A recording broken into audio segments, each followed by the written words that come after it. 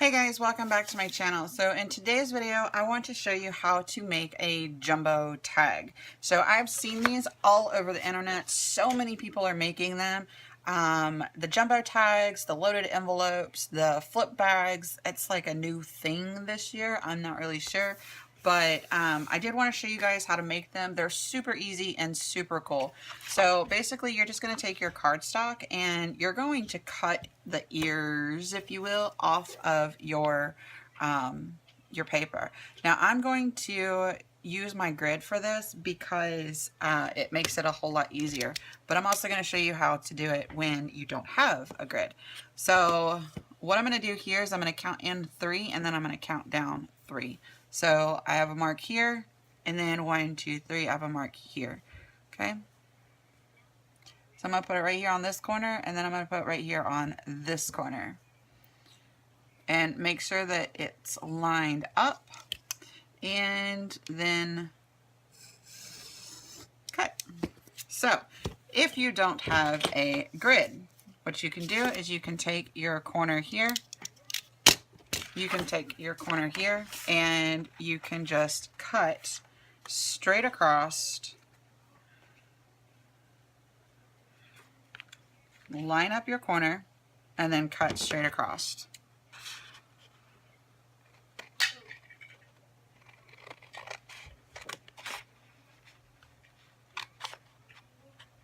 Okay, and that is that. Now, if you don't want your tag to be quite this large, then cut it down to size before you even start.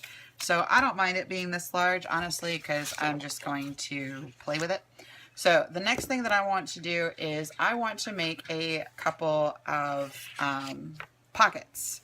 So I have some scraps here. I don't know if I'm going to be able to use the scraps. I think I'm going to have to use the full sheets of paper. So that's fine. This is what I have handy. This is the Kaiser Craft Frosted collection. So I'm going to use this one. I think, yeah, I'm going to use this one. And then I'm going to use, nope, those are cards. This one. Okay. Now, what I'm going to do with this is, the first thing I'm going to do is I'm going to measure the width of this, which should be 8.5 by 11. And it is. Okay. So I was, again, using my grid to measure the paper. So the first thing that I'm going to do is I'm going to cut the width of this down to 8 by 10.5. Now, the reason I'm doing that is because I'm going to mat this piece of paper. So, there's our 8. Hold that. And there's our 11. Now, remember that whole grab that sheet of paper, cut from it thing that I just showed you how to do with the ears? We're going to do that to this because we want the same angles as here. Or you could use your mat again, which I'm going to do that because it's much easier for me to use my mat than with the paper. But I did want to show you guys how to do it just so you would have it if you needed it. And all I'm doing here is I'm lining up the corners here and cutting. And I'm going to do the same thing on this side. I'm going to line up my edges here, and we're going to do 3 by 3. Okay. Okay. And there we go. Now we have, did I do 11 or 10.5? I think I did 11. Yep. Well, in that case, I'm going to take 1/4 of an inch off the top and 1/4 of an inch off the bottom because I want this to, I want the oh, what's it called? The angles to maintain their integrity. So I'm still taking 1/2 inch off the paper. I'm just doing it funky because I forgot to cut the side. No, I didn't. I cut it.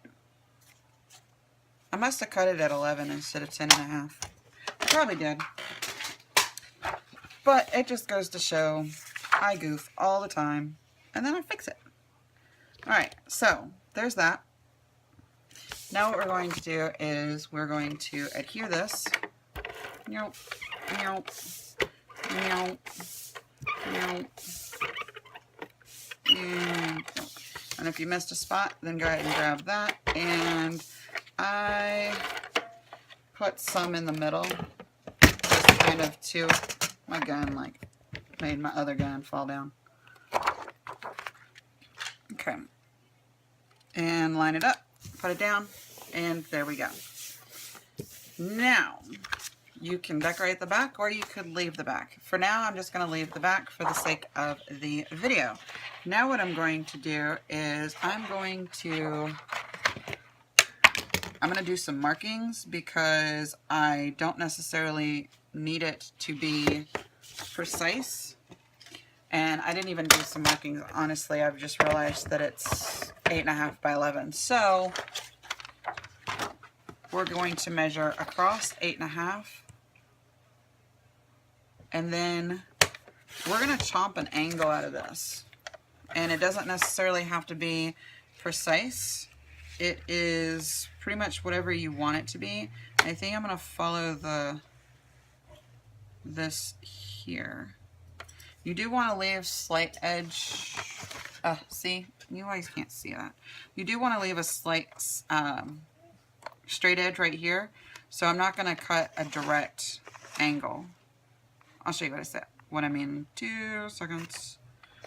Okay, so what I mean is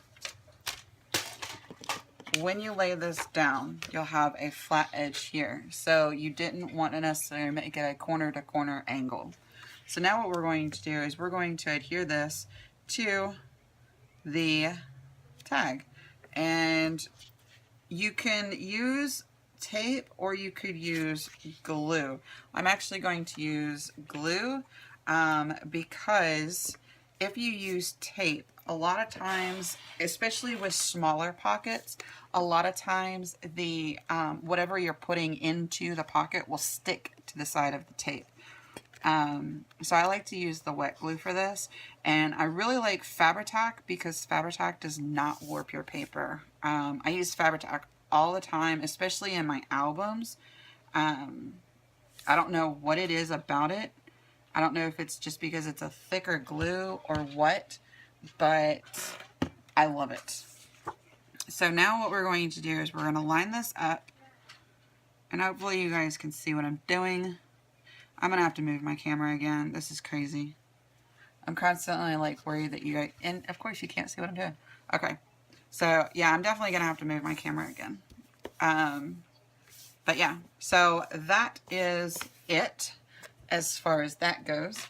Now what we're going to do is we're going to actually make this into a tag.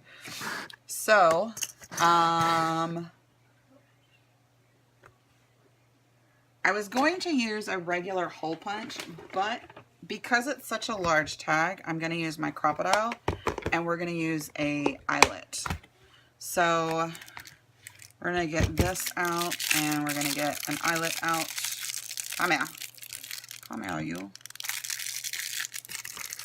Okay. Now we're going to find the big hole. That's a big hole. And we're just going to punch a hole or throw the punch. This thing is heavy. And I'm going to try to make it about center. Now this is as far down as it can go. It can't go any further than that.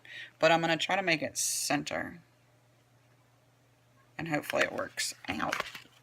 I pinched myself with that part. Don't do that. So now what we're going to do is we're just going to put our eyelet in here. And then we're going to push our eyelet down. We're going to squeeze it. And there we go. Now you have yourself a tag. I'm just going to set this aside for now. And now what you can do is you can take some ribbon that you have. I'm just going to, this is out and it actually matches, so I'm going to use it. Give me that. Somehow my blue is like wound up or uneven with my white, which I don't really understand that one because I used them together last time too. So anyway, I'm just going to cut a decent amount of this, and there we go. Now what I'm going to do is I'm going to take this and I'm going to double it over here, and then I'm going to cut it again. So basically I'm making 4 strands here, okay? Just like so. Now I'm going to take all of these and I'm going to thread them through my hole. Now if you stack them really nicely together like this, then it should be fairly simple. All you have to do is make sure that your fingers are super close to the edge and it pushes the ribbons together. The thicker the ribbon you're using, or the thicker the twine you're using, the more difficult that's going to be. Now, actually, I don't know how I want to do this. So, I lied. What I'm going to do is, I was going to tie it, but it doesn't really look right when it's like that. So what I'm going to do is I'm going to take these and line them up like I did a minute ago, but I'm going to fold them in half like this. And again, the closer you are to the edge here, the flatter that will be and the easier it'll be to push through the hole. Now it's pretty thick, so it's not going to be super easy. But if you just hold it pretty close, like I mentioned, then it'll be decently easy. So now we're just going to take our loop here. Let me go over that. Okay, so we pulled the fold through the eyelet, okay? And then I just pulled it all the way through. And then I grabbed the natural loop, which is, you know, right here, and then opened it up. Take your strands here and pull through the loop like that. And then you just tighten up, and you could do one at a time, you could do several at a time. It's really up to you. I accidentally did one at a time. I didn't really mean to do that, but yeah. There we go. Now, you don't necessarily want to make this super tight because it is paper and it's pretty fragile as far as like the tightness of how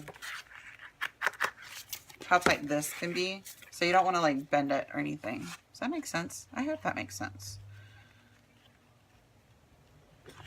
And there we go. I was gonna say one of these is loose, like real loose. So that is that, and now we have our little tie for our tag, and it matches our paper. I love this paper collection, by the way. But yeah, so that's it as far as the tag goes.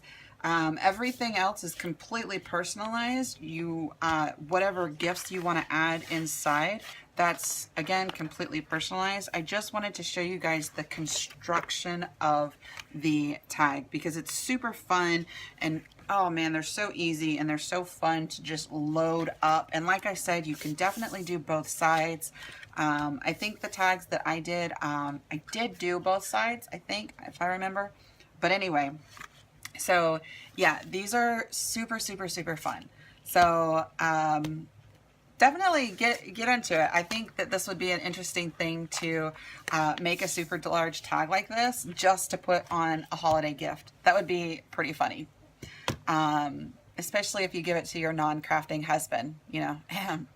But anyway, so thank you guys so much for watching, and I hope you guys like this video. And if you have any more recommendations or suggestions or requests, then definitely leave them in the comments down below. I do try really hard to get to the request. This one in particular was not a requested video, but a couple of my previous ones were. So definitely, if you have a request, let me know and I will definitely try to get to that. So thank you guys so much for watching, and until next time, bye guys.